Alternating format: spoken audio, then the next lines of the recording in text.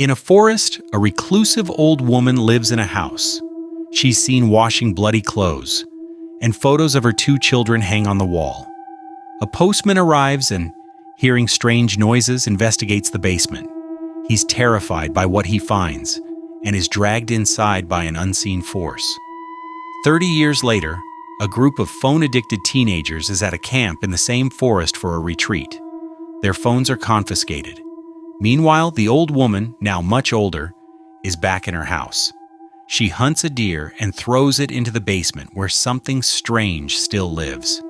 She then slips and falls in, and whatever is in the basement kills her and escapes. The next day, the teens begin a 3-day trekking trip. Among them is a depressed girl named Josium with a hidden scar on her hand, and a boy named Julak who tries to talk to her.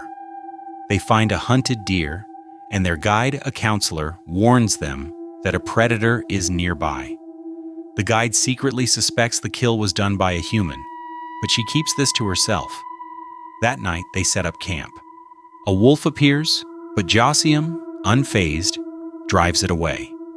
Everyone goes to sleep, but one boy sneaks out to use his hidden phone. A strange, human-like creature appears, kills him, and drags his body away. At the same time, Josium dreams about a car accident she was in with her mom, which was caused when her mom tried to take a selfie while driving. Josium wakes from her nightmare. The guide, searching for the missing boy, discovers bloodstains near Josium and insists they find him. Josium, Julak, and the guide head into the forest and find the old woman's house. A foul smell leads them to the basement, where they find the boy's body. As they try to flee, the strange creature and a monster appear. The guide helps Josium and Julak escape through a window before the monster kills her.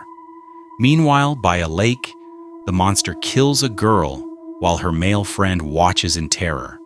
He runs and finds refuge in a church where the same priest who prayed for them is present. The priest knocks him unconscious, and the boy wakes up tied to a chair. The priest tells him he knows how to fix new generation kids. The generator outside turns on, and the priest goes to check it. The monster, which had followed the boy, kills the priest and then enters the church. The boy hides in a confession booth, but the monster finds him and drags him away. Josium and Julak continue to run and find another house. An old man invites them in, saying he knows what they're running from. He explains that years ago, a woman lived there with her 2 sons. One day a meteor fell in the forest, and the boys brought it home. At night, they placed the meteor under their pillows. From inside it, a strange liquid seeped out and entered their bodies. Slowly, their forms began to change. They turned from humans into monsters. They killed their dog. And when their mother found out, she locked both of them away in the basement. And if they've managed to escape today, it can only mean one thing. Their mother must have died. What's worse is there aren't just one, but 2 of them. The old man telling them this story is actually the same postman who went to that lady's house 30 years ago. Back then, the 2 sons had dragged him into the basement, but somehow he survived. Now, as an old man, he says, "If you want, you can stay here." But Rhea doesn't want to stay under any circumstances.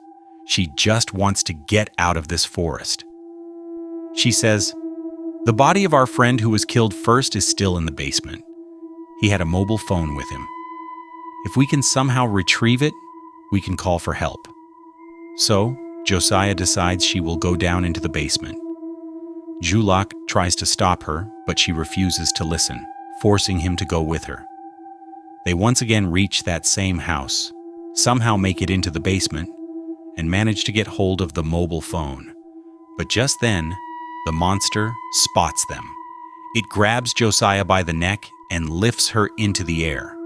At that moment, Julak attacks it from behind with a knife. Enraged, the monster pulls the knife out and drives it straight into Julak's body. It knocks Josiah unconscious, And when Josiah regains consciousness, she sees Joel in front of her, badly wounded and writhing in pain. He begs her to pull the knife out. Josiah knows that if she does, he will die. But she also realizes there's no other choice. So she pulls the knife out and Joel dies instantly. Josiah is completely shattered because everyone who had come with her to the camp has already been killed. Somehow she manages to break free from her chains and slowly climbs upward. There she sees a demon sleeping.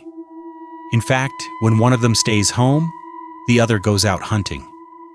Quietly, Josiah grabs a large knife and creeps toward the creature. She stabs the beast to death and escapes, running until she finally reaches the road. There, she sees a car. It's a ranger on patrol. The ranger notices Josiah and she rushes to him, explaining everything. Hearing her story terrifies the ranger too. He lets her into his car and they drive away together. But on the way, the ranger spots a dead body lying ahead. He wants to check it out, though Josiah warns him not to. Ignoring her, he steps out of the car. As he approaches the body, the same demon who had gone out hunting appears. It kills the ranger. The body had been left there as bait. Meanwhile, the scene cuts to the postman. Someone knocks at his door and he immediately pulls out his gun and fires, thinking the demon is outside. But when he steps out, he finds the same boy whom the demon had earlier abducted from the church.